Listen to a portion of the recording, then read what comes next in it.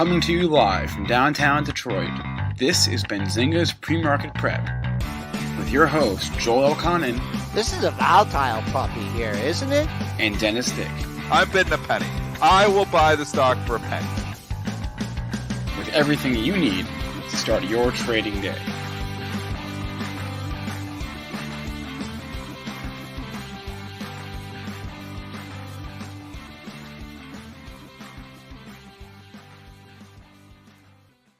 Good morning, everybody. Hope you all had a better weekend than the people over at Archegos Capital Management. Welcome to PreMarket Prep. Spencer Isreal, Joel Elconin, Dennis Dick with you this morning. That's our lead story of the day. We saw all those block trades on Friday. We're like, well, something's going on.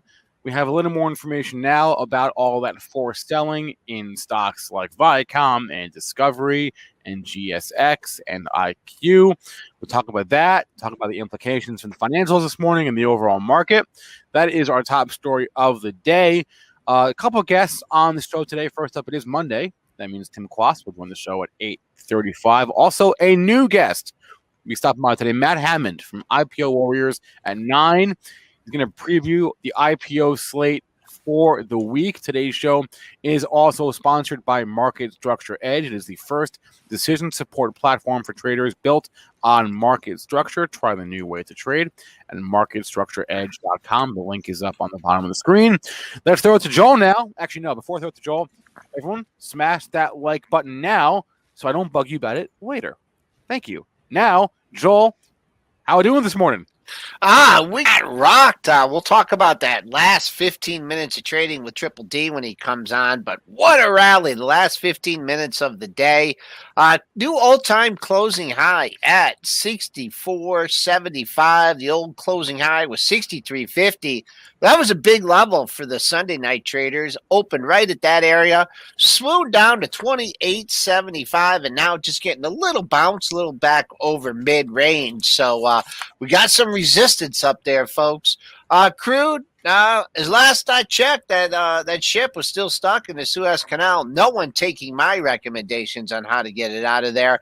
Up 54 cents at 61.51.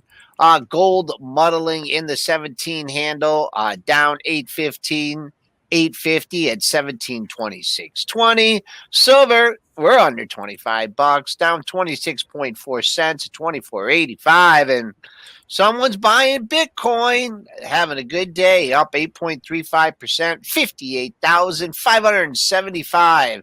Woo! The ship's floating now, though. It is floating now? Yeah, they got the ship floating here overnight. That's a big cause. If you look, we were down significantly overnight. Let's bring up that S&P chart here because the ship is unstuck right now. They haven't totally got it out of there yet, but they've got it floating. So there's hope that they are going to get it out of here. And you can see a big pop overnight. If you look at the S&P futures, and that was, I believe, I was sleeping at the time, but I'm just speculating. That was probably about the time the news came out that the ship is unstuck. So there is good news here. That chart there is a tough chart. Yeah, well, we're going to try to get some good charts here for you folks. So well, okay, Joel's charts are being non-cooperative today, I think. So we're not going to have any good charts. Anyways, if I could show you over the overnight action. I mean, I could show you the S&Ps. I do have the futures. Do you want me to do the quick screen share on that one, Spencer? Yeah. Show us. Show us. Yeah, go back. This is a little bit of a tough chart here. Well, I don't know what's going on with my trade station. I even consulted with Gary this morning, so maybe we can zoom in. If we could zoom in on that chart, it wouldn't be as bad. All right, screen sharing. I'm going to share my screen. Boom, boom, boom. Yeah, so here's the 15-minute. This is where we hit the low. It was about 1:30. Eastern Standard Time, and then the ship's out, and then they boom, they moved it up. Spent a little time over 39.50, but this is the time that it got off the mat. So the highest you've been. It's floating. So there's good news. It looks like we're going to get the Suez Canal situation fixed. And if we didn't have the Goldman Morgan news here this morning, maybe the markets actually would be up on this. One thing to consider just before we go into the Goldman Morgan story is the S&P's had an absolutely ridiculous rally in the last 15 minutes of Friday. There was some buy imbalances and they were just buying the hell. And you saw the S&P's rally from, you can look at SPY with about at 3 o'clock, we were trading around 392 on SPY, and we closed at 396. So we got 40 handles in the last hour. And obviously we know the imbalances, come out on the floor starting at 2 o'clock. And I don't think it's coincidental that we started seeing buying right at 2 o'clock all the way up into the close. So huge buy imbalances driving price. I mean, it was really a ridiculous close. You saw stocks like Microsoft, MSFT running up $2.50 at the close. Full disclosure, I still own my own Microsoft position. It was way overdone. So it was, that was another great selling opportunity, in my opinion, when you get these markets. I mean, as a trader, I'm not talking investing, as a trader, you're buying dips and selling rips always. And that was just a hell of a rip. Hell of a rip. And I did go short into that rally as a trader overnight, short position, because it just felt way, way overdone. I'm getting paid here this morning for that position. So, I mean, this is just the way the markets are. They were still chopping around. Were we out of the woods? S&Ps have never been in the woods. So we've talked about the resilience, where everybody's been saying, when is the pain train going to stop? The pain train never started for the SPY. Rotation has kept the SPY up the whole time. We've never seen this day where they just say, sell stocks altogether, get me out at any cost. We have not had that day. Even on the bad days in growth, where you're seeing some growth names down 10%, there's been pockets of strength, and that has been probably moving to value names, consumer staples, defensive names. This market has not had, overall, there's been no fear in the overall market, just pockets of fear in individual names that were ridiculously overvalued and probably deserved to have the correction that they did. You're talking, it was a creeper rally starting at 2 o'clock, but I just went to I don't know if you're still showing my chart, but I got the 10-minute here.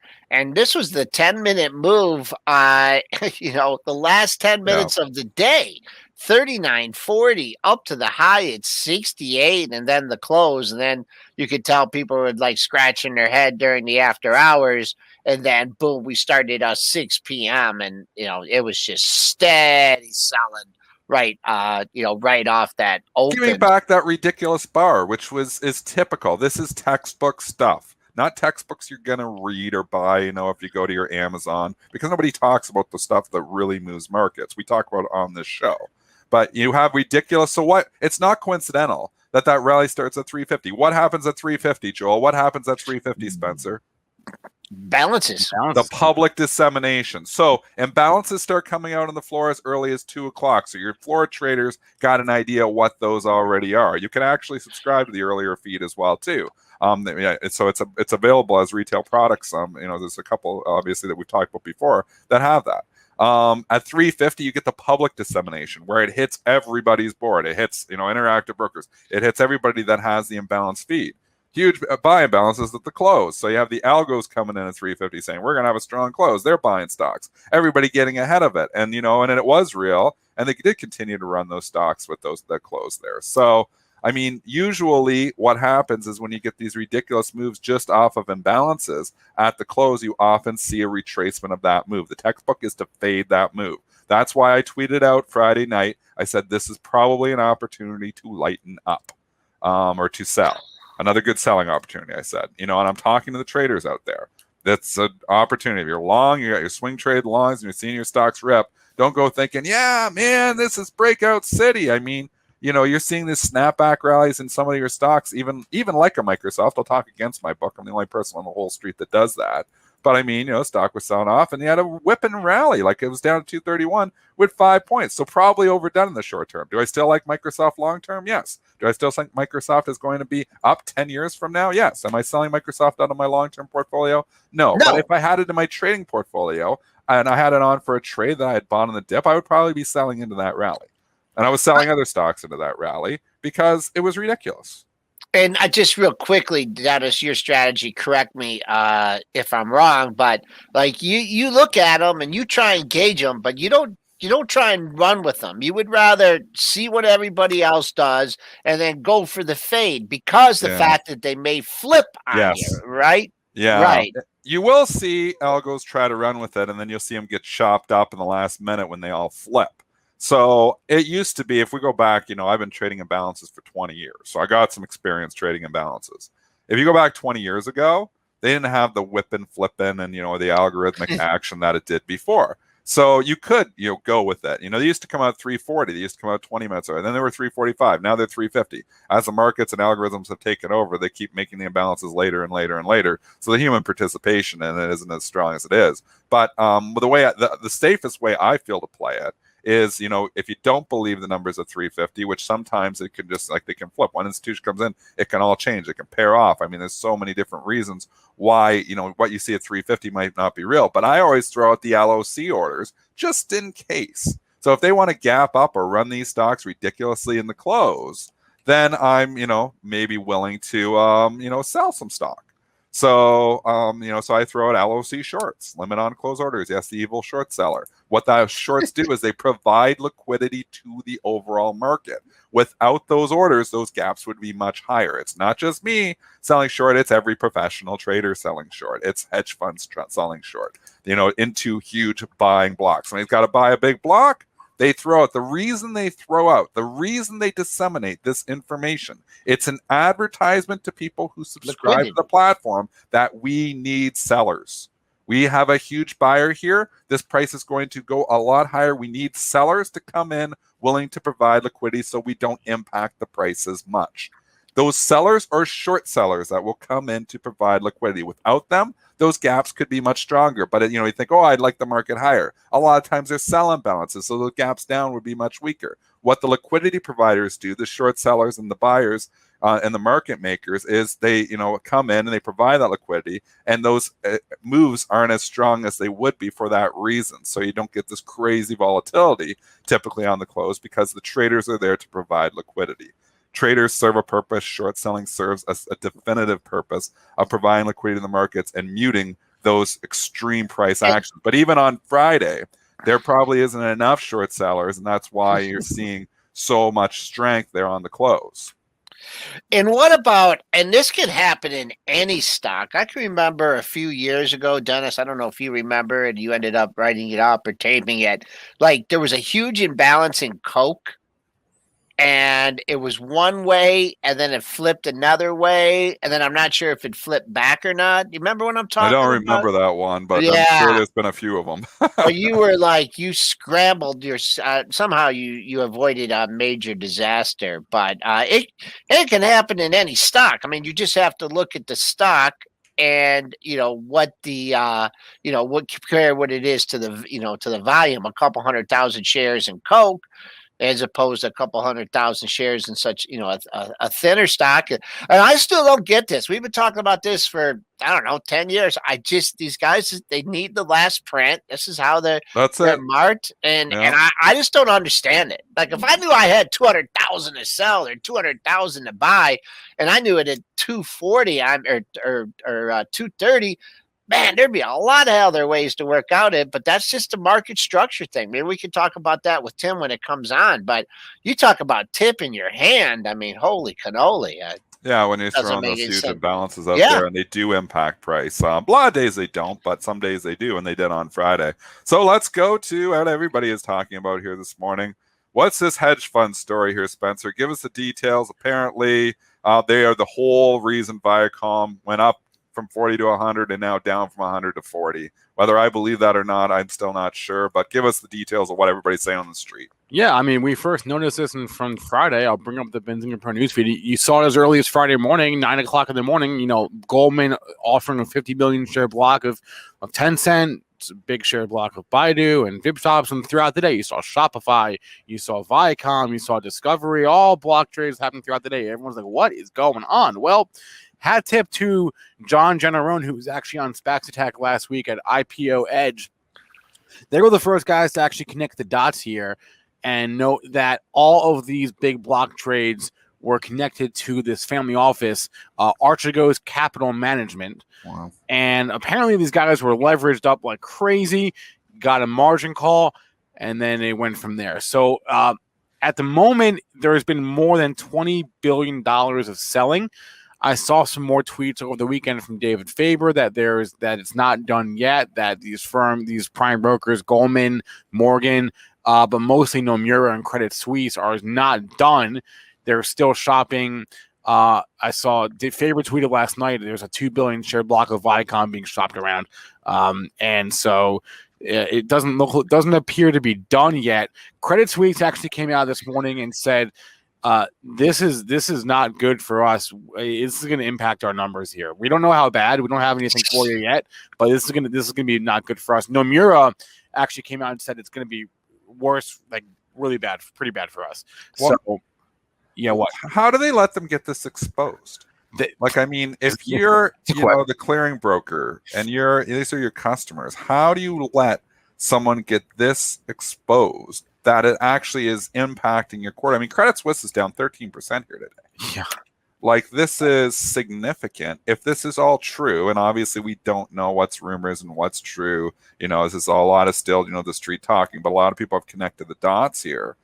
I just don't understand how you can let one customer come in and get that levered that they're going to impact the market to this extreme in certain issues, like in Viacom or Discovery, or what stocks are they saying? Viacom, Discovery, some of the Chinese stocks like Baidu, you were saying. Yeah, it's Viacom, Discovery, it's IQ, it's Baidu, it's GSX. We actually have a list here.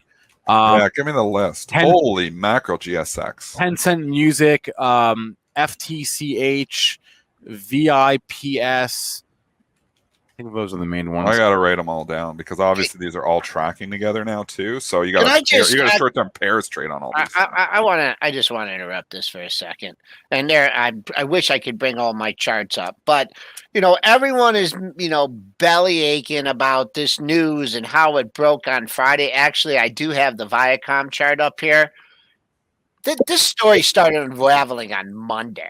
Okay, right. And if anybody can read the tea leaves, the stock closes at 10034 on Monday. They do an offering. They put the price out at 85, right? Boom. On Wednesday, the thing opens at 85. And whoever had bought, a couple billion worth of shares. Yeah. What's the name of the company again? This hedge fund's blowing up? It's Archegos. So did this Archegos participate? I don't know. That's Viacom secondary and load up more? I don't know. I don't know. That's a good point that Joel's making, though, is what triggers a margin call? It's losses, right? So the Viacom had an event, right? They had the offering. That was an event, and the stock went down. Did that trigger the margin call? Maybe. It either ruined their position, or they I'll take a couple million of that at 85, and then they just yap. You had no shot on that day.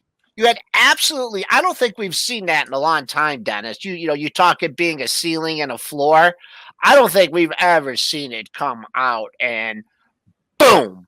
That was just the exact high that day, and it was relentless, and then it spilled over to Discovery. So I don't know if they bought the offering. I mean, and you look at these stocks, and how many times did you look at this Viacom going up day after day after day? Relentless, like relentless bid. Yeah, relentless bid. Then the company thinks it's a good time to sell stock. And I'm like, you got to be scratching your head. Well, the companies, and who knows if it was from the shareholders or, from the company till. But, I saw this story developing, and I actually took a small short position in the wrong one. I could have went Discovery or VIAC, but I looked at Fox.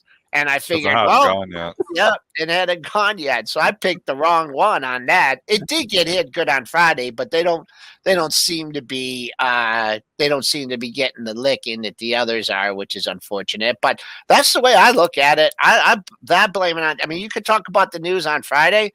The tea leaves were unfolding on that offering, and that's in my opinion. And can't convince me anything else. We'll see what happens today in these, but if there's more stock for sale, just keep an eye on Friday's low. So it makes sense.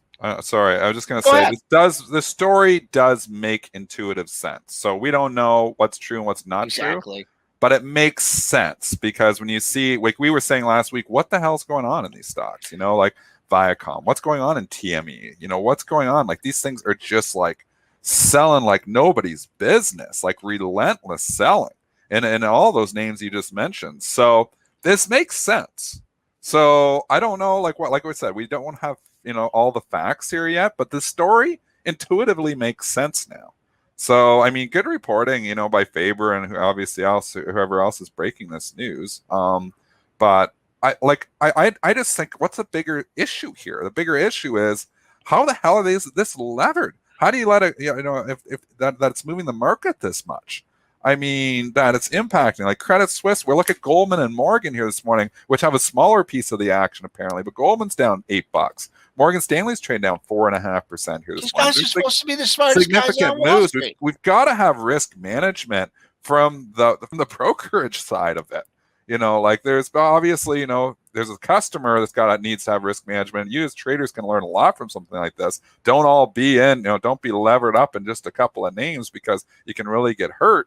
But we've got to look at, the risk management from the broker side of it and the clearing broker side of it. I mean, you can't let people get this levered up. Nomura came out and said that they're owed. I mean, the losses from this client, this family office, is going to, for them, it could be $2 billion. Is what they're owed, and that's fine if the client's got $10 billion with them. But if the client's got $100 million and they're losing $2 billion, that's a serious problem. Yeah. So I don't know how big. I'd never even heard of this fund before. Have you heard of this fund before last week? It's a family office. No one's heard of them, right? So how do you have $2 billion worth of exposure if you're that small? Well, then where's the risk management from the broker side? I don't think they're like that small. I think I read they manage around $10 billion. But if they manage $10 billion and they lose $2 billion, then they shouldn't have to liquidate everything. That's only losing 20% of your portfolio. When you're in full liquidation and margin calls, it means you don't have enough money. So that's telling me that they have a lot more exposure than obviously they had capital, or you wouldn't be getting those significant margin calls. You get margin calls when you're out of money.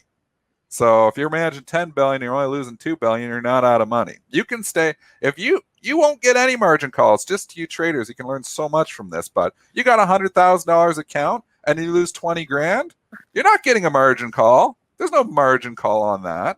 You got $100,000 account, you lose $100,000 and you still got positions on, that's when you're going to get a margin call. So losing 20% of your account is one thing. Losing 100% and getting margin calls, I mean, that's another. And you're getting this much exposure. The Credit Suisse and Nomura is saying they're going to lose $2 billion from this. That means they didn't have enough capital for the positions that they were holding. And if I was a regulator, I would be looking at what the hell is going on. I'll tell you one thing. I wouldn't want to be at that family dinner on Sunday at that family office.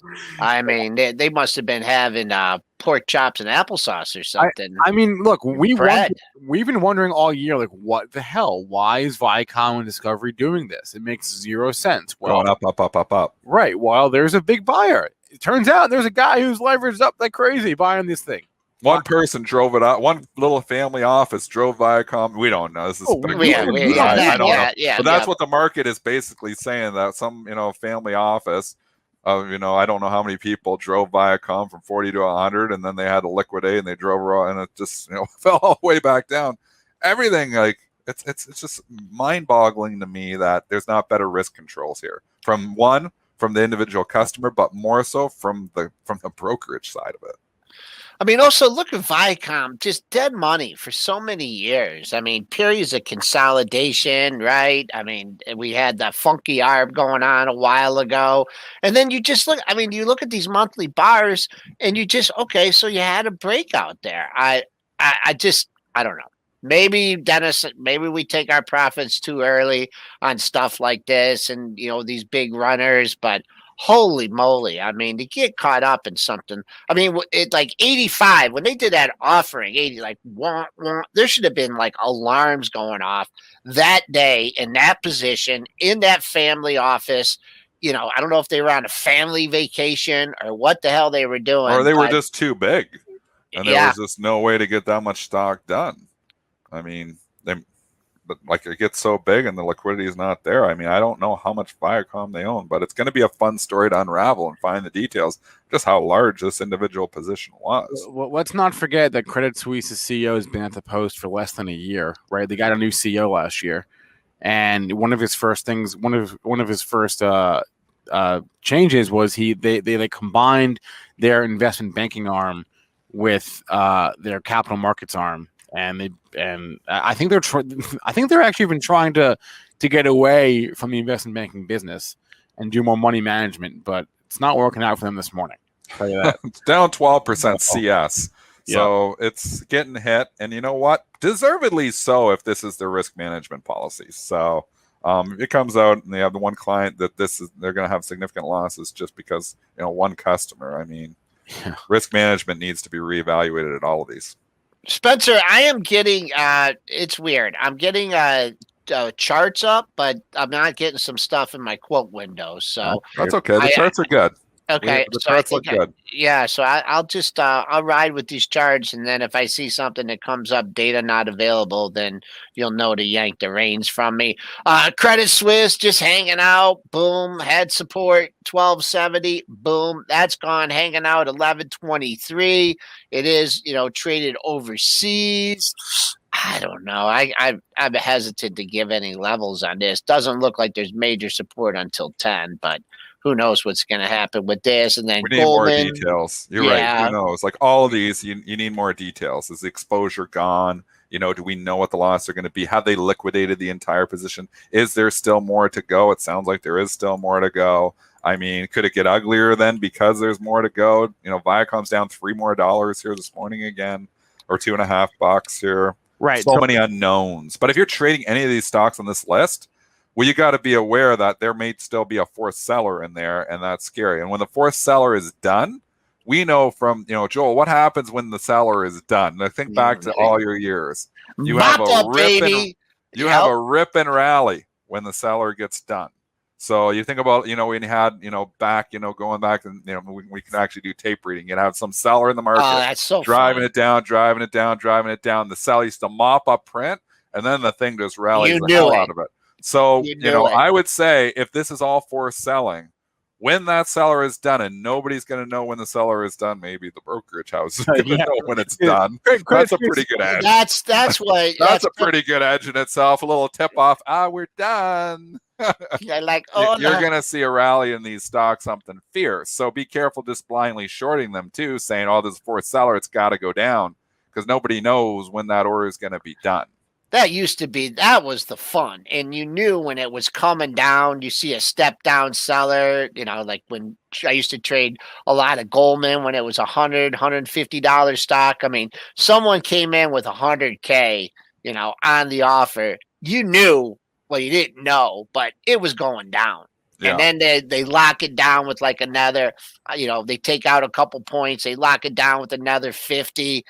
Boom, lock it down with another 25, and then you're like, And then back in the day, you used to be able to, if you set marketable limits or even a market order, because they're just looking for stock at that point. Now you see the print, it's gone. I mean, it's like, that was the mop-up print. You don't see it anymore. Yeah, I know, which is trickier markets to figure that out from tape reading.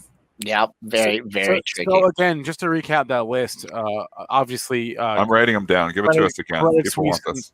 Credit Suisse and Nomura at the core of this, but as far as the stocks that Archegos is, I guess, has been forced to sell.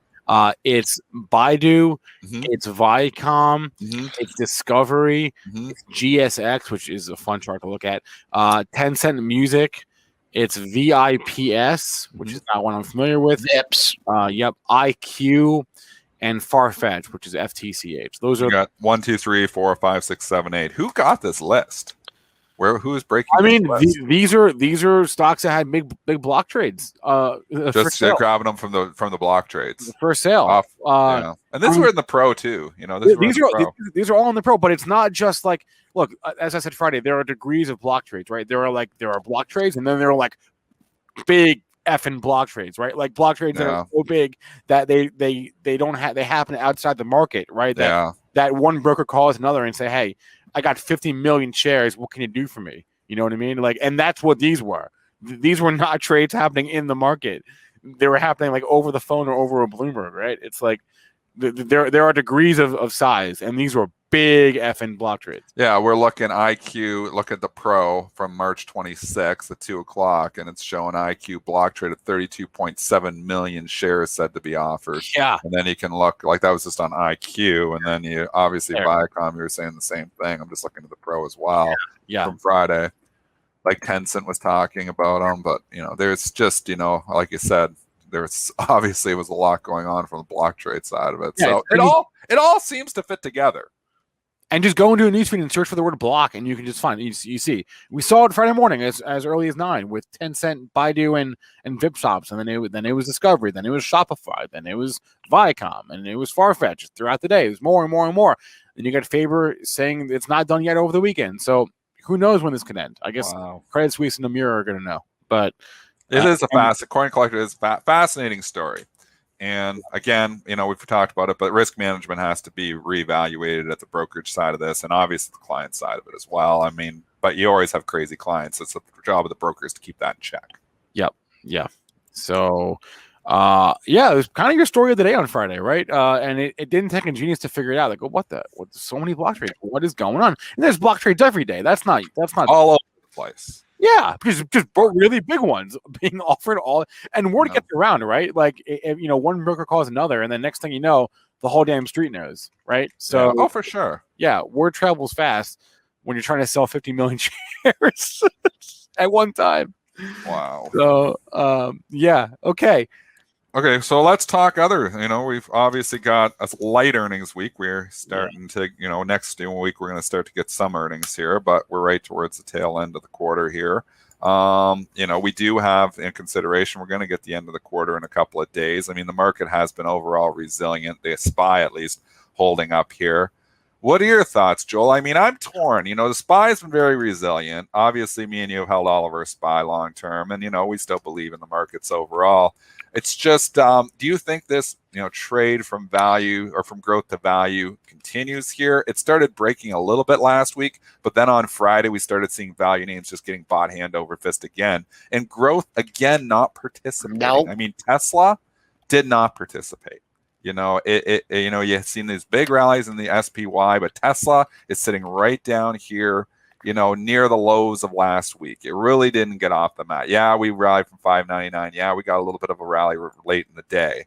But again, it's very selective. You're not seeing an overall, and you think, oh, wow, SPY's up huge. My stock's going to be up awesome. Well, if you're all growth, you probably didn't participate much. So you're still seeing a clear preference to value a continuation. Over yeah, I mean, for the last 3 months. Yeah, but how long was the trend the opposite before? 10 years. Okay, a decade. Right, exactly. So I don't know, 5 years, 6 years, 7 years. I don't know. But as far as just, rotations don't go one way for 10 years, finally reverse for 3 months, and then flip back the other way. I mean, if it does, then there's going to be a violent rotation here. But this time on the growth stocks, it's a whole different story because people are stuck. It's not the same kind of run. Instead of people saying, hey, I'm counting all the money here, it's going to be like, where the hell do I get out of this thing? Can I get out of this thing? Should I buy more? Should I double down and then try and get out at a lower price? And then the snowball just keeps going. I mean, I've been talking about Tesla, talking against my position, and it's just losing levels. It's just not going up. I mean, maybe you don't have to be, trying short it or whatever, but you have to recognize that it's not going up. And now 700, we talked about that. Kathy bumped it up against 700 a few times. 40-point rally from Kathy's commentary. And then sold to you. Right back, sold to you. Market sold it to Kathy herself because she started buying more stock. So it's down there again. The one thing, let's bring Tim on here in a second, but the one thing, the similarities to 1999 and 2000 are strikingly similar because I'm going from my memory here. But, I was an active trader back then too. But do you remember, Joel, after the original tech bubble burst in March of 2000, you actually saw this same rotation where people were like, get me out of the high PE stuff. And you started to see, where, you actually had some lower PE stuff start to rally. And you started to see these names. And this actually continued. So you had the tech bubble burst where the NASDAQ fell 81% over the course of the next year. But you actually, you had the S&Ps down, but you actually had a rotation into value names for the next 6 years where you had growth underperform value for a long period of time.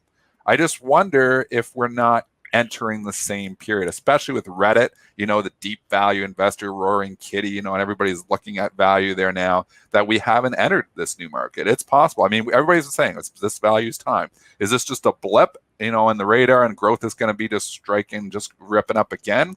Or have we seen the tech, growth bubble burst, like it's already popped, and now it's just the slow leak? I don't know, but I think you've got to be diversified, not just in growth, but across growth value, that Kramer barbell approach, just in case. Dennis is asking the $1 million question, unfortunately.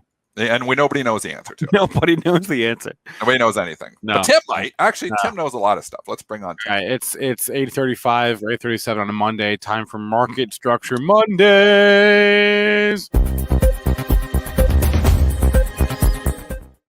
Tim Quast, good morning, sir.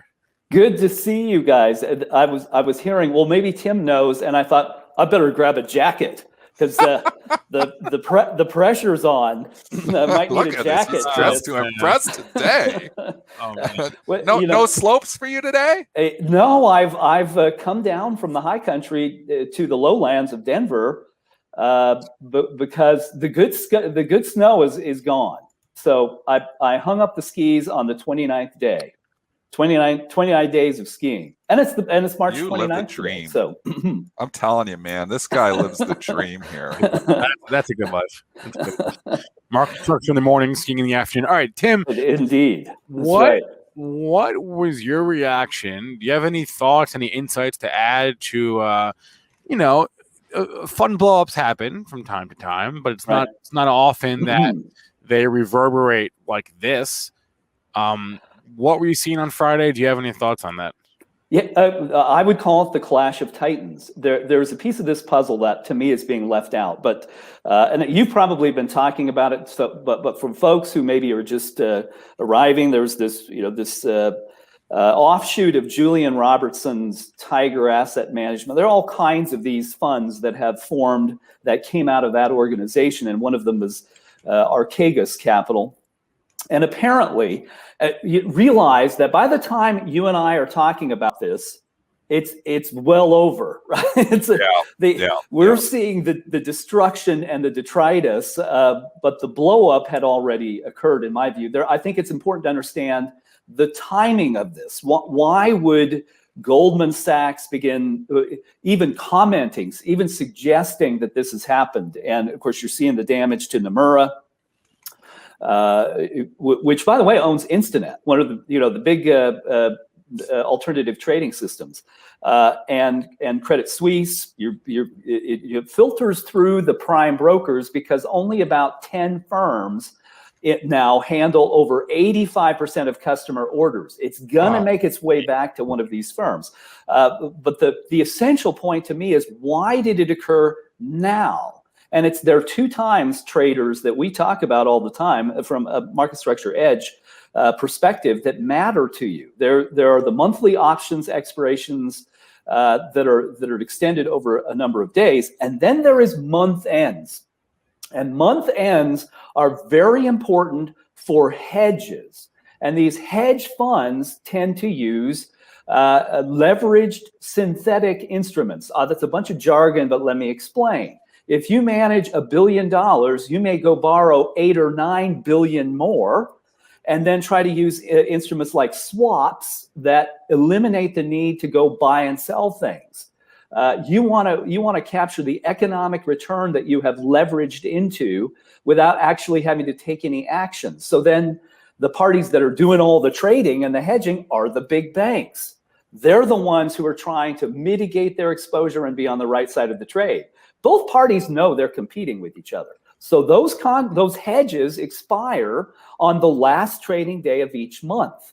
Well, when is that? 2 days from now. That's why all of this discussion is occurring now. And we're likely to find out the scope of the damage, not yet, not today, but in 3 or 4 days after things settle out. So that's a clash of titans. But the other piece of the puzzle that nobody is talking about, that we see all through the data, is the effect of passive true-ups. that also have to occur at precisely the same time. So when you get these massive moves related to a hedge fund short squeeze in Disney, Viacom, CBS, things moving crazily, right about the time indexes are trying to true up their tracking and reduce their tracking errors, and then you've got these prime brokers that they depend on who are scrambling to defend themselves and not take care of the trades for their customers, you have the makings of a potential disaster. I'm not saying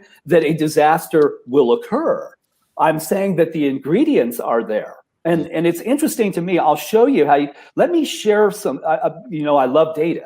So I want to show you something here that was what caused us to say, this is bizarro world. We wrote that in a note on Friday, that we said these conditions in the market have no rational explanation, because you could see it coming.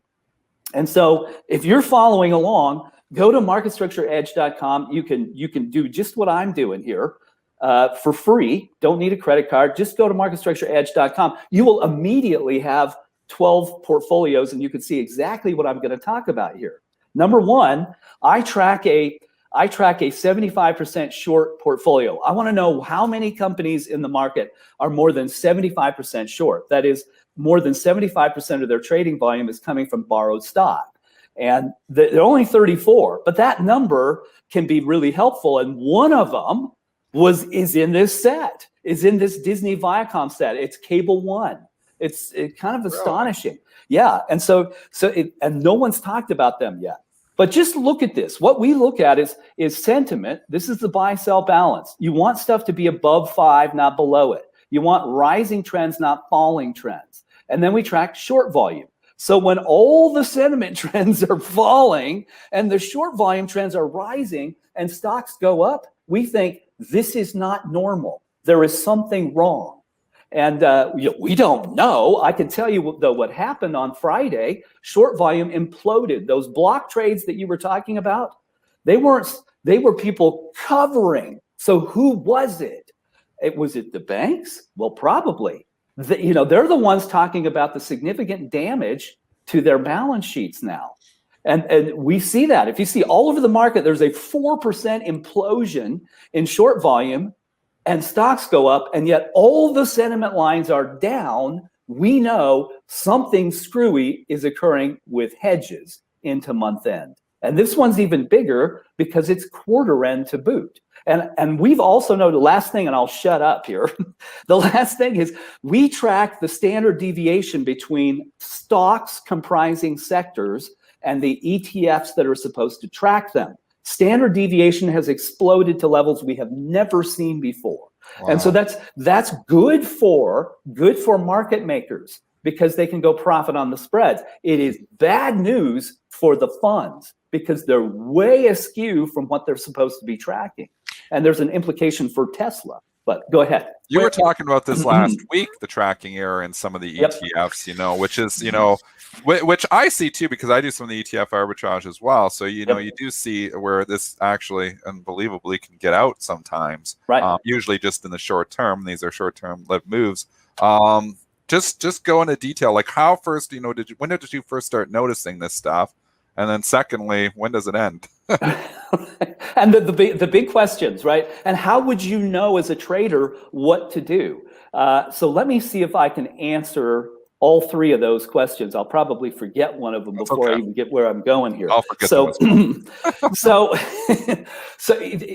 we first, believe it or not, we first saw standard deviation start to do weird things way back. This happened in the September of 2019, when the Fed had to intervene in the overnight Fed funds rate. Wham! We saw standard deviation spike. And they've just gotten worse and worse. They have reached these epic levels this year. From January to present, they have just exploded. What does it indicate? Well, I think it indicates the fact that people they're using cash as a substitute, because nobody can move a position without prices going wonky on them. And but if you try to, it keeps introducing greater deviation in prices. What I mean, I don't want to get too far in the weeds, but If I have to go buy a basket of stocks, one or more of them is going to move wildly on me. And that will cause me to stop doing what I'm doing. And those things create disruptions in the market. Can you see it? Well, I've put some stuff in here. So, Disney and Discovery are headline stocks related to this squeeze. Could you have seen it? Interesting thing is, they've all been squeezed already. As I was saying, Dennis, this already happened. Here's where it happened. Here's the massive short volume. This is where Disney is over 50% short. The weird thing to me is if you back up 3 months, it's been like this for 3 months. The trade started back here in January. It's very unusual for Walt Disney to be over 50% short. And could you have known to get out? Well, yeah, sentiment will always tell you. If it's hitting 10 and short volume goes above trend, get out. I mean, it's just telling you that those conditions aren't great. And it began to deteriorate here. But the squeeze happened, I would say, right around options expirations last week. That's where the damage was done. Once again, that makes sense. Now, the hedge is coming due at the end of the month. And you will see it. You're going to see it, and if you own a stock that is in this situation, you're going to see it in the data, and you'll see it because short volume will shoot up above trend. And look at Cable One. Cable One is just the craziest thing you've ever seen in terms of how high short volume is. So look at that. It's 75% short. What's remarkable is it hasn't gotten beat up worse than it has.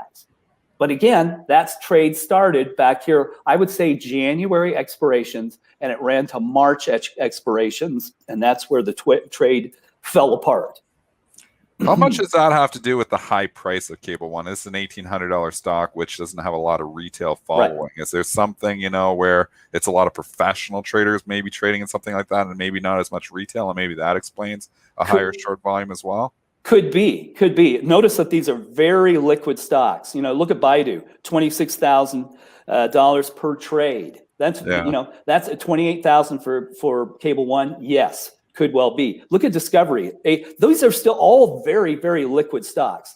And that's another thing. If you have a basket as an index investor, and you want to use a sampling of an index to true up your tracking, you're much more likely to use a stock that's $10, $12, $20, $30,000 per trade than you are one that's $2,000 per trade. So it could be part of it. Yes, could be.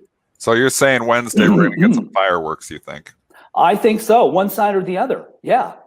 I will not be surprised if we have some tremendous damage to the major measures. And maybe tech runs counter to that, interestingly. Interesting enough, this has been the market where tech is kind of doing its own thing. You're seeing the Dow, very strong, and obviously the SPY made a new all-time closing high.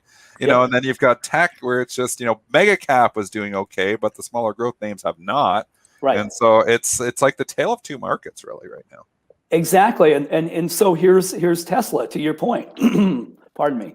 Yeah. These early mornings are tough on me. So it's okay, Tim. And I get excited, So look what happened to Tesla. Tesla, interestingly, was in the very same position. When it recovered here, did very, very well into the beginning of the year. Look how high short volume was, 60%. And it's not had a good, it needs to be back below 50%. It's getting very, very close. Very, very close. But those levels tell us that I think this is a very pervasive condition, these bets, because looking at the degree to which this 50% short situation exists, it's striking. But that trade, what if? I'm not saying it's going to happen, but what if this is the end of that trade? And now coming out of this back into Q2, first part of April, all of a sudden, all that stuff, all that tech stuff becomes very attractive to index investors, to ETFs in the basket. The short volume washes out, this squeeze ends. And then what will people write? What if all the tech stuff does great? Is the reopen trade over? And it won't be. I think the capstone to all of this, everything we're talking about here has nothing to do with fundamentals. It has to do with market structure. It has to do with what stuff are people betting on and levered into, what stuff has to be in the basket, what stuff's attractive, what stuff isn't. That's what drives the market today. Tim, quick question for you. I know you've been around the block a few times. And it shows. And it shows. In the market. We got the gray hairs to prove it back here. But just, your analysis, and I'm not sure how far it goes back. I mean, we've had some major tops in the market, right? Yep. 87, for, I don't know, our youngsters. And then, the tech bubble, the financial crisis, we had the pandemic. Are you seeing anything out there in your indicators? I know they're out there on individual issues, but Are you seeing anything? Are you seeing any comparisons to some of the major tops that we've had in the markets? Well, it's an interesting question, Joel, because it raises the point about making sure that we have a good apples to apples comparison when we're thinking about market tops and market bottoms. I think you have to consider today's market in the appropriate context. Those, you go back to 87, the blow up of the tech bubble in 1999, 2000. Those were different markets, pre-decimalization. The NYSE and the NASDAQ were not connected to each other. In 1998, there were like 5 ETFs. There were less than 10% of assets were in index funds. So step forward to today with connected markets, trades occurring in hundreds of pennies, 60% of trades in odd lots. The paucity of liquidity juxtaposed with this immense trillion dollar complex of indexes and ETFs. And what is our comparative then? What's a good comparative? There is only one. March 2020. March 2020 is our only comparison to what might happen if things have to move and can't.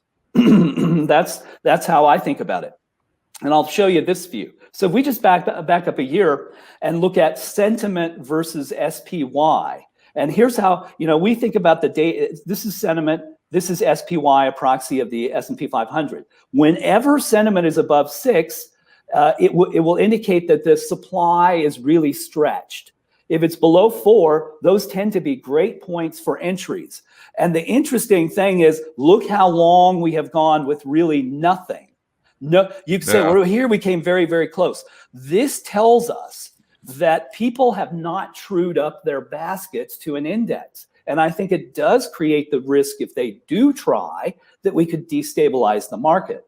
I'm not talking about a long, is this the end of some great run? I don't mean that, but I do think it behooves all of us as participants in the market to think about what is the risk to me as a participant in the market. And the risk is the absence of liquidity and the presence of immense size. And you saw it in Disney and Viacom and Tencent. That's an over-the-counter stock. We don't track it. The rules don't apply. Baidu. These things can move. If one stock can move 50% in 3 days, so can the market. Yeah. I mean, that's where we saw the flash crashes happen too. I mean, obviously we've had 2. We go back to May 6, 2010, and then August 2016. I can't remember the actual date of that one. 2015.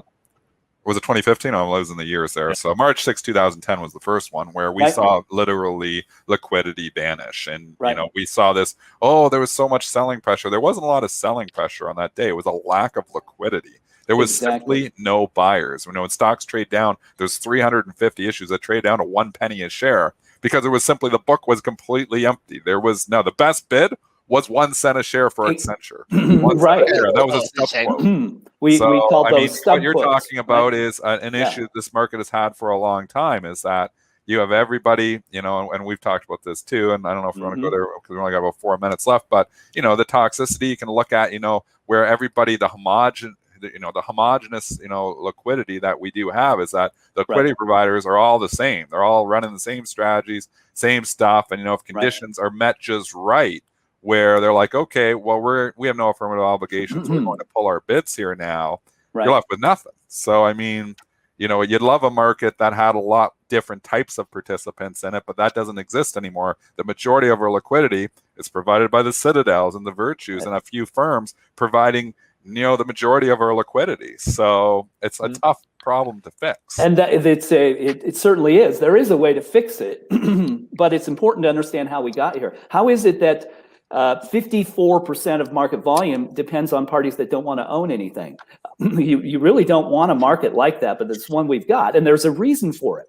The SEC wanted a continuous auction market. That is, there should always be 100 shares of something to buy and 100 shares of something to sell. Well, it's not possible. It's not physically possible for that condition to exist. So they permitted high-frequency traders to effectively manufacture shares. And of course, Morgan Stanley and Goldman Sachs can do it too. That's the only way that there is 100 shares at the bid and offer in everything. And most trades are occurring in fractions of pennies. But those parties could at any point say, I don't like the standard deviation in the market, and I'm not going to make markets in that. And that is what happened May 6, 2010 and August 24th, 2015. And you get those conditions, that risk always exists. Tim, I can always count on you to make me question everything about what I know about my life, about the markets. Tim Quast is the CEO of Market Structure Edge. Who was it? Dre Day in the chat. I can listen to this guy all day. He says, Tim, as always, a pleasure. Thanks a lot. We'll talk to you again next Monday. Have a good week, guys. And you can find all this data from his site, marketstructureedge.com. Thanks a lot, Tim. All right, it is 8:58. Reminder, it is a short week. Markets are closed on Friday. Oh, Good Friday. Good Friday. That already snuck up on us again. Oh, man. Look at What's this. the weather going to be like? We going golfing, Spencer? Maybe. I got snow on the ground. Let's road trip to go see Dennis. Oh, no. We can make snowmen up here. They won't let us in the country. They will not let us in the country. That is true. Well, normally they don't let you in anyway. So, all right. Hopefully I'll be heading down to Indianapolis. That's right. All right, let's do a couple tickers from the chat, and then we've got Matt Hammond at 9. Drop tickers in. We didn't really do any ticker time today. I apologize for that, but we have a couple more minutes before our next guest. So just if you have a ticker, go. I'm going to cover the first two that I see. Yes, sir. The first two that I see, and whatever. I'm back. I just want you to know I'm fully back. You see SE. I see SE too. James, okay, let's go. SE. I love trading the stock, but this is your classic, higher PE growth name. So it is moving with the overall market. This thing has now exploded the volatility, and this thing moves around 25 points a day sometimes. So, I mean, we've seen some crazy moves. Ugly downtrend, strong close like a lot of stocks had. The trend is not your friend here. You need to get up over 220 before the bulls start to get some life in this one. So I'm still more inclined to sell the rip on this thing until you can get that close over 220. Joel, take the next one. I just want to say, pick a target on the upside that's below 290. That's what I want to say. All right, Joel Zinga. Zynga, Dennis's favorite stop because his mom plays Candy Crush. Hang it out, $10. I mean, everyone got excited, thought I was getting taken over at when I was trading above 11. I say 1050 resistance. And you don't want to see it take out the low from Thursday. One more. Smile Direct Club. We had the CFO on Power Hour on Friday. I think it was Friday. Pretty sure it was Friday. $10. This is just a huge level for it. It actually bounced off at once already. I'm going to say 10 is the major support. So if you want to take a shot and say, okay, I think eventually this could get off the mat, you're stopping yourself out below 10 because that is the line in the sand for me. It had a kind of a nasty streak of lower highs and lower lows, and now it looks like it's reversing a little bit. So I'd say short term, you want to see it clear the high from Wednesday at 11 and change, and then maybe get a look at 12. All right. We don't talk IPOs too often on this show because we only talk about specs. Because Dennis and Joel don't trade them too often. So we went and found someone who does trade them. Matt Hammond, a.k.a. the IPO Warrior, is going to preview the slate of IPOs happening this week. Matt, good morning, or in your case, good afternoon, I guess. Good morning, guys. Yeah, it's a little bit after going towards the late afternoon out here in Ukraine, but from the States, been trading for a while and just can't say I'm a good day trader, nothing at the level you guys are, but I found IPOs to be a great trading opportunity. So before we get into the slate, maybe just outline your IPOs trading strategy for us. Sure. So every trade has an entry and an exit. And what I loved about IPO trades is that the entry, especially for a really hot IPO, we're talking about Roblox, Bumble, Snowflake, BigCommerce, Lemonade, all of these IPOs debuted and pretty much took off straight upward from there. So if you bought in with a limit order before the stock started trading, IPOs don't actually start trading at 9:30 the day of the IPO. They usually start at around 11 or 12 or 1.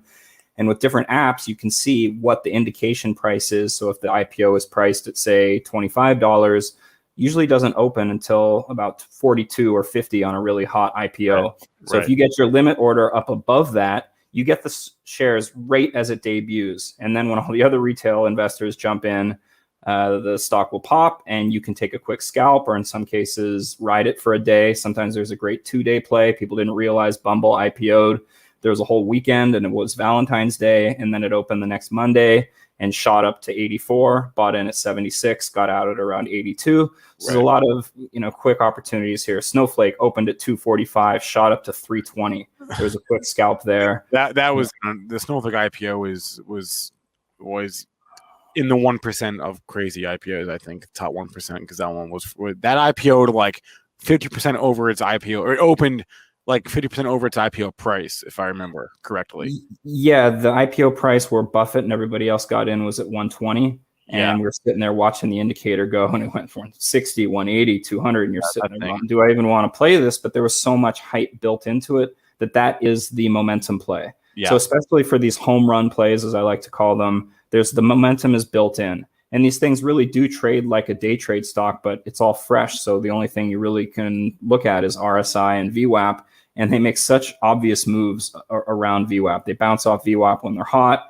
They fall down sometimes, like Copang last week, which was, had a lockup period that expired 5 days after the IPO, which is very abnormal. That was a pretty clear signal not to buy right on the debut, and just true to form, it fell right off a cliff, and it still hasn't even recovered. You have so okay. So what's the longest? Typically, what is the longest that you will hold a trade for, or have a trade on for? It really depends. With Palantir, for example, which interestingly enough was kind of how I developed this whole strategy. Snowflake and Palantir were about a year away, and I realized that some of these IPOs were just skyrocketing off the open. And I started saying, okay, well, I want to build up my cash to buy Palantir. And when it direct listed, I said, okay. And I still am holding that one. I bought a very large position right on the debut. Ended up kind of passing on the opportunity to scalp it right away. It jumped from about 10 to 11.50 and then dropped for about a month to 9. So sometimes I'll hold these longer if I like them. And sometimes I will, Roblox, I'm still holding, I cut about half my position right on the first spike and then held the rest long. So there's no one true formula. Each one is different, but there are patterns that I'll get to in a minute here on some of the recent ones that both allow you to limit your downside while maximizing, the opportunity for a run that goes pretty big. So let's get to those patterns, and then after that, we'll talk briefly about what is to come this week. Sure. Let me bring up my screen, because I'm going to combine the two, if that's okay. I'm going to say kind of what happened last week and why I like some of the plays this week. All right. Okay. So upcoming IPOs for this week, we've got. Switch back here. Okay. So we already talked about the entry point is kind of either buying the debut, or maybe if you think the market's kind of weak, I'll let it dip first and then get in. The key indicator is really VWAP. You're going to play around VWAP. Bumble, as I mentioned, this shows kind of the 2-day chart. It opened over here. It's 76, made a quick jump to 79. So you could set a stop loss right away and protect the downside. If it kept running up, like some of these hot ones do, you get stopped out, or you take your win later on. With Bumble, I said, this is going to get a lot of press over the weekend. It did. Over here, you had all day to get out above 80. Roblox, again, it opened at, I think, 64.50. Took a very brief 1 minute dip. I don't think anyone actually caught that, and then shot up to about 74. If you held it over the next day and you were in a, Webull, for example, you could have sold out up at like 90. Copang, this is one I said just dropped. And the reason was there was a 5-day lockup period that expired, 5 days after the IPO. That's not a good sign to buy in. That must have been buried in the filing because I didn't see that either. I didn't pick it up until one of the Bloomberg articles mentioned it the morning of. That's highly unusual. Very unusual. And yes, this is something that you'd like to know. And sometimes they don't. It's not in the Seeking Alpha, and I don't know if it was in the Benzinga reports on this, but it's the kind of thing that if you know this stuff, you know where to maybe let one pass. Another one that did this was Unity. Unity they did like a Dutch auction on the IPO, and anything weird like that is kind of a sign to maybe wait. And Unity did drop pretty hard the first day. It recovered by the second day and then ran up from there. But when you're dealing with direct listings, when you're dealing with the Dutch auctions, when you're dealing with anything abnormal, it's a signal to maybe consider how that might play out. Roblox, it kind of was, because it was a direct listing, was a great play because it meant that the institutional buyers did not get in early. So you had a chance to get in at the same level as everybody else. Okay, so this week we're looking at the three big ones I would say are Coursera, Karoo, and Compass. None of these scream home run to me. I don't expect there to be a ton of hype around them. And given the current market conditions, I probably won't play any of these off the debut, but will keep an eye on them. These are slated for March 31st and April 1st. You have to be careful because sometimes on the sites that list these, they'll say, oh, the IPO date is March 30th, but that's actually the pricing date, and the IPO won't start trading until the next day. Again, there's no set time for these. They just debut once they've balanced the sell side and the buy side. So, I mean, Big Commerce, I think we were waiting around till 2 in the afternoon or 3 in the afternoon before it debuted. And you're sitting there all day long, on the edge of your seat, waiting to see these go live. I'll go through these a little bit quickly. There's 5 others, one of which I think is particularly interesting given what happened last week. You got Achilles Therapeutic, Flora Growth, Intermedia, Kaltura, and Inspira. And I'll go through these all right now. I know we don't have a lot of time here. So Coursera, you've all probably heard of, or many of you have. It's an e-learning platform. It works with major universities. It offers certifications and degrees. So basically, it's a huge e-learning platform. One thing I like to pay attention on these is how many shares there are, because the float will impact the price movement. Some of these that have had super low floats have seen dramatic price swings. Some of them that have huge floats just don't move as much. There's just not as much attention on the wire there. Coursera is not profitable. That hasn't been that big of a deal recently, up until maybe the last month when people have said, hey, wait a minute, maybe growth isn't everything. I expect that to eventually return. But when you're thinking about playing a quick snipe or scalp play, makes me feel a little bit tentative on these. It does have almost 60% year over year growth. It has 77 million students, which when you think about that in terms of like a country, that's larger than, a lot of countries. About 15 countries have more populations than that. And this does have some brand recognition, which is something I always look for in an IPO. Karoo, which operates as CarTrack.com, it's not so popular yet in America, and it's not really a consumer level product, but it does run the fleet management for a bunch of large companies. I mean, you can say Hertz is on their website, but I guess Hertz is no more. But some of the other, Verizon, some of the other, I forget exactly which ones they were, but it basically operates a software platform that allows large companies to manage their automobile fleets. That means like communications, analytics, accounting, video streaming. 4 million shares, but this is really an uplisting, and I stay away from uplistings because that means. Sorry, did you have? No, I'm good. Okay, so uplistings are when a stock is already traded on another exchange. In this case, the Johannesburg Stock Exchange, because this company has been public in South Africa for many years. And these uplistings mean there's already a bunch of shareholders, retail shareholders, that can then sell once the stock lists on the public exchange. And we saw this with, Score Gaming did a uplisting about 3 weeks ago. And when it uplisted, the stock just dropped because people are already holding shares, and they're uplisted to the NASDAQ and then just dropped. Compass is an interesting one. It's a real estate brokerage. It's a real estate firm that provides a proprietary set of software tools for its agents. And it's grown quite fast. Real estate's been very hot this year. And if I were to play any of these, Compass might be one of the more interesting ones. They have over 20,000 agents, says that they help their agents sell homes 20% faster than other firms. And it takes 2 to 3% on the sale of each firm. It wasn't all that profitable up until 2020, or it's still not profitable, but it was actually losing money faster in 2020 until the pandemic hit. And now they've just taken off. So that's an interesting one. Now, last week, there were 3, and I'll get to this in a second, there were 3 biotech IPOs that all offered very high upside win potential, if at almost any play. And this is why I'm interested in Achilles Therapeutics. These biotechs, most of us don't really understand what they do. You can't just understand the science behind T-cell therapies that target clonal antigens. If you're not in biotech, you're trying to make sense of something that you don't know what the market is. Okay, well, it cures cancer. That would be great. But it does only have 9.7 million shares coming out. And last week, I'll show you. Not a lot. Not a lot. That I would say that a typical IPO will be about 30, 50 million shares. That's good. So anything at like 10 million or less, you're looking at, that's kind of like, okay, this is interesting to me.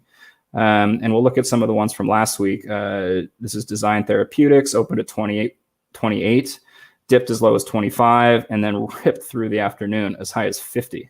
So if you had sat back a little bit and said, okay, well, I'm going to see what this does, and it opened down at 28, and you said, okay, well, I'm going to watch this. It kind of bounced along VWAP here, and it dropped a little bit, and you see it, RSI came down to about 30. So when it recovered back to VWAP, you could say, okay, well, that might be an interesting entry point.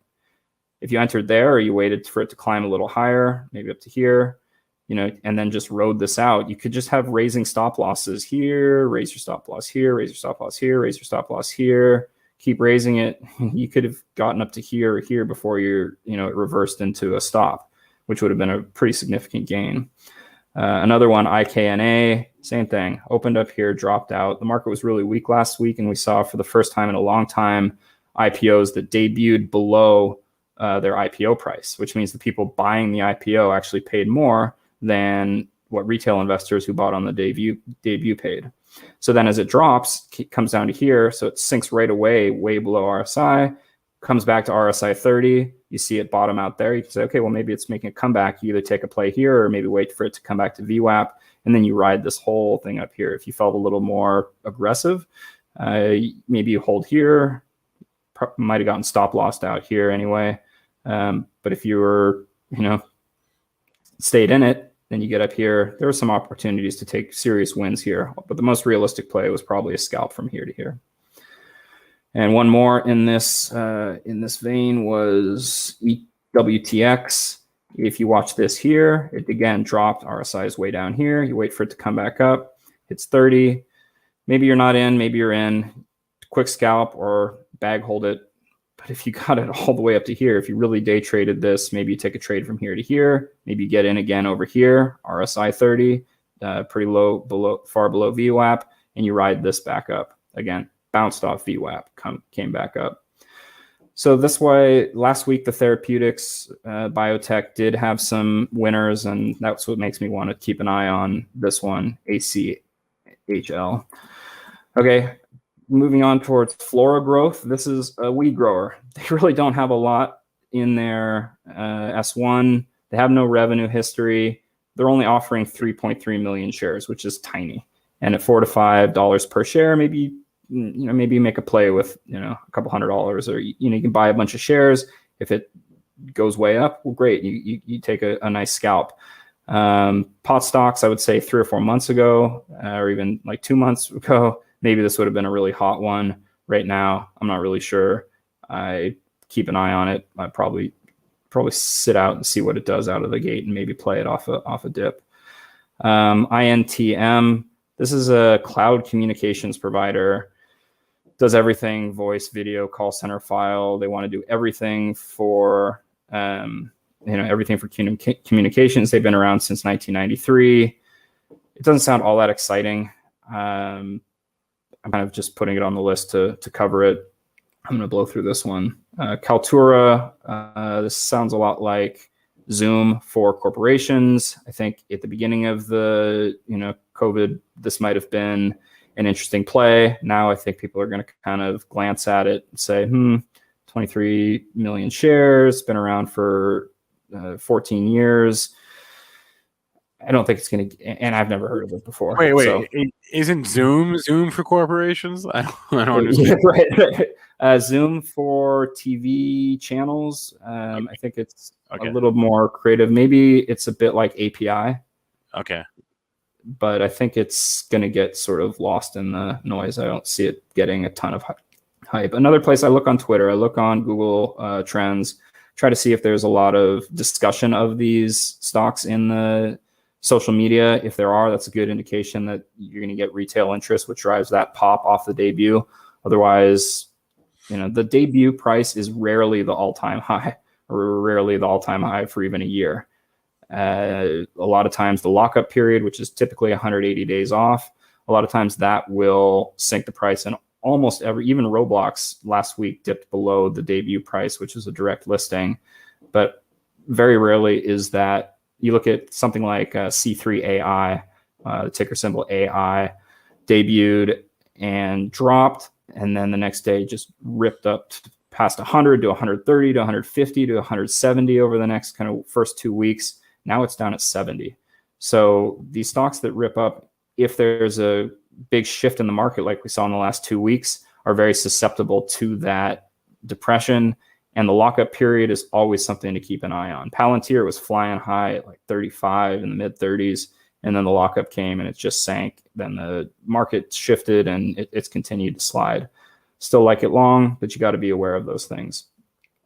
And this one I included, this is the last one on the list, is Inspira Technologies. It's a biotech that makes some kind of machine that takes the blood out of a patient, infuses it with a bunch of oxygen, puts it back in the patient. And that sounds interesting. It's 2.5 million shares, so it's really small float, $5 to $6 a share. There's a lot of things that make me say, oh, this is interesting, but it hasn't started any clinical trials. And this is one point I really want to hammer home, is that this was offered on Click IPO. If you don't know what Click IPO is a platform that allows retail investors to buy into the IPO.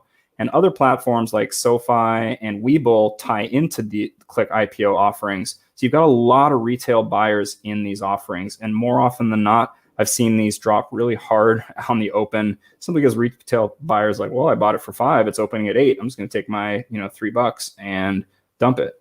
So I don't really like to buy these on the debut. And I generally find these to be lower quality offerings than that's almost never something that's underwritten by Goldman Sachs or Morgan Stanley or Citi or any of the major underwriters. So it's something that I usually will shy away from. And I get I have a small Webull account, right? And I get those notifications. Like, I swear, I see it's like once or twice a week where, hey, last chance to buy this IPO. And I'm like, guys, I'm not going to buy this IPO.